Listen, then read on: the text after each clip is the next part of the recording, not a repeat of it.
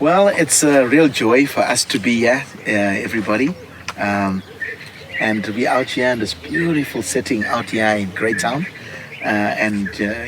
We're just 1 hour away from you, Pietermaritzburg. You all the way from Belgium. Now you're only 1 hour's drive away from us. And it's such a joy to be here today.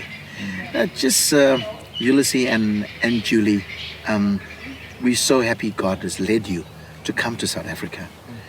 Tell us, what has been your experience of relating to the different cultural groupings, the different racial groupings here in South Africa, since you're here for about 6 months now? Oui, c'est vraiment une joie de vous avoir ici. Et aussi de nous avoir invités ici à Greytown. C'est une jolie vue, très très jolie. Et aussi une joie de vous avoir en Afrique du Sud. Normalement, vous revenez chaque temps de la Belgique, mais maintenant vous êtes installé ici pour 6 mois. Et la question de savoir, quelle a été votre expérience en matière d'intégration raciale et autres là, quelle est votre perspective, comment vous trouvez le pays? Okay. Donc, la première chose à dire est peut-être que les réactions ne sont pas les mêmes en fonction de l'endroit où on se trouve. Donc, par exemple, si nous sommes dans des grandes villes comme Johannesburg ou même Pietermaritzburg encore, notre situation de couple mixte est déjà moins extraordinaire qu'elle ne l'est ici à Greytown. À notre connaissance, nous sommes le seul couple blanc-noir. En tout cas, c'est le seul couple. Nous n'avons pas rencontré d'autres couples blancs-noirs ici à Greytown. Ah bon? Non. Vous êtes les pionniers. Oui, nous avons rencontré un couple blanc-indien, mais pas d'autres couples blancs-noirs. Donc, et la première fois, d'ailleurs, je raconte toujours, la première fois que nous avons fait les courses dans le supermarché ici, eh bien, vous voyez vraiment littéralement tous les gens se retourner vers nous en se demandant mais qu'est-ce qu'on fait ensemble? Donc voilà. Pasteur Ulysse? Mais c'est intéressant ce que Julie vient de dire et je crois que ce serait bien d'avoir aussi un peu votre point de vue, ce que vous vivez en tant qu'Église et ce qu'on peut comprendre aussi en accord avec la parole de Dieu. Avec la parole de Dieu. Donc, ce serait intéressant.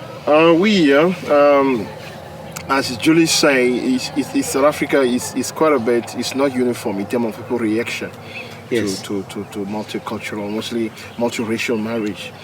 You see, when you're in Johannesburg, the reaction is completely different from when you're this side. And actually, here in Greytown, since they're here, they haven't seen a black and white couple Yet. Yeah, they are the only one. I think they saw an Indian and white, but not a thing. And when you enter a supermarket, it's like people look at them like what they're doing together. You know? Yeah. So basically, that has been the reality. I think, yes, you're right. South Africa is quite a bit in terms of how people react. It's quite a bit. It's not the same as you move across provinces and city. You always gonna get different reactions. So the question now is, when it comes to the church, how have been the experience? You know, how different race related and how the reactions and all of that. What's the observation? What have you observed? Like personally, me. Like they say, it's different. Like, since I'm in South Africa for 14 years now. I live among Indians. I'm married to a mixed race.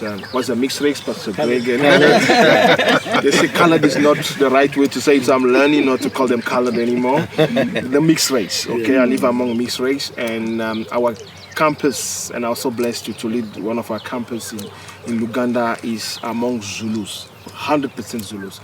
And like Julie said, same thing, the reactions are different.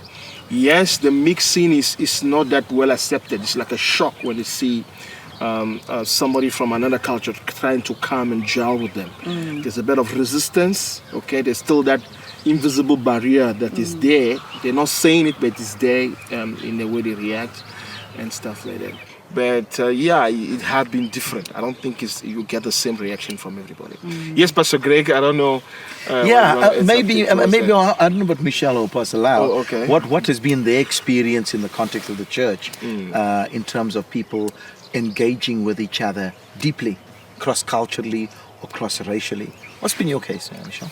For me personally, I do have deep relationships with different races in the church. And over the years, it's people that I've grown to trust and love and know that even though they're a different race, when I need them, or even if it's just to pick up the phone and seek counsel, that they're always there.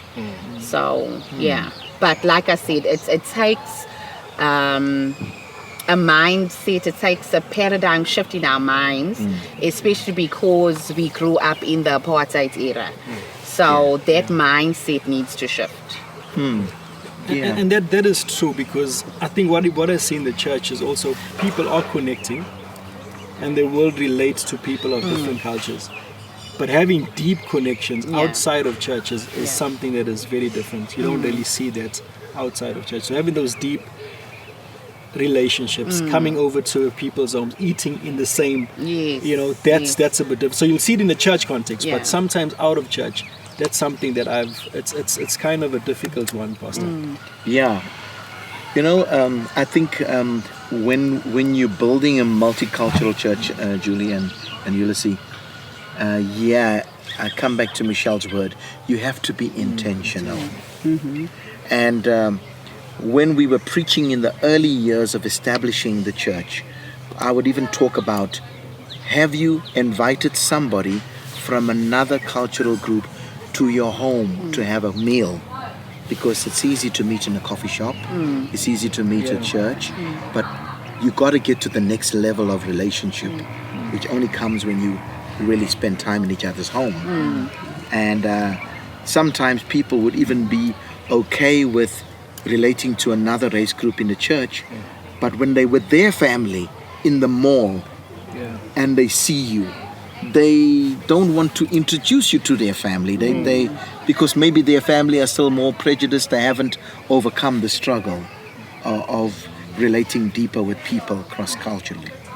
So that's been my realities. What's been your realities in South Africa? Mais c'est vraiment intéressant ce que vous venez de partager, parce que effectivement, quand le pasteur Bibi dit que lui, il est étranger, il est marié avec une métisse et il va parmi les Zoulous. Donc c'est vraiment, il apporte quelque chose de différent. C'est ça. Et là, les gens sont un peu dans l'observation, un peu comme les gens sont dans notre observation ici, en tant que couple mixte.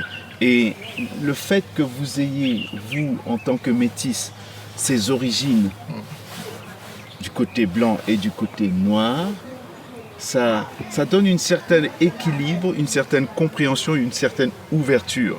Maintenant, ce qui est dit est vrai, il faut être intentionnel, il faut le vouloir. Parce que si on ne le veut pas, ça ne marchera pas. Et même quand on le veut dans le milieu chrétien, il reste le milieu en dehors de l'église. Et ce que le pasteur Greg a dit est vrai. Quand on rencontre quelqu'un dans un mall, qu'on connaît dans l'église, la personne peut être un peu hésitante en se disant, ben voilà, ma famille n'est peut-être pas encore ouverte à cette mixité. Voilà. Et quand on parle de multiculturalisme, on parle d'un vivre ensemble, on parle d'unité. Mais qu'est-ce que nous dit la Bible sur cela? Et Jean chapitre 17 nous dit que nous sommes appelés à avoir la vie éternelle, nous qui croyons au Fils de Dieu. Et si nous sommes appelés à avoir la vie éternelle, c'est parce qu'on connaît Dieu. On connaît Dieu d'une manière assez particulière. Et cette connaissance de Dieu nous permet de rentrer dans une relation avec Jésus. Et cette relation avec Jésus nous donne ici cette capacité de vivre l'unité comme il le demande.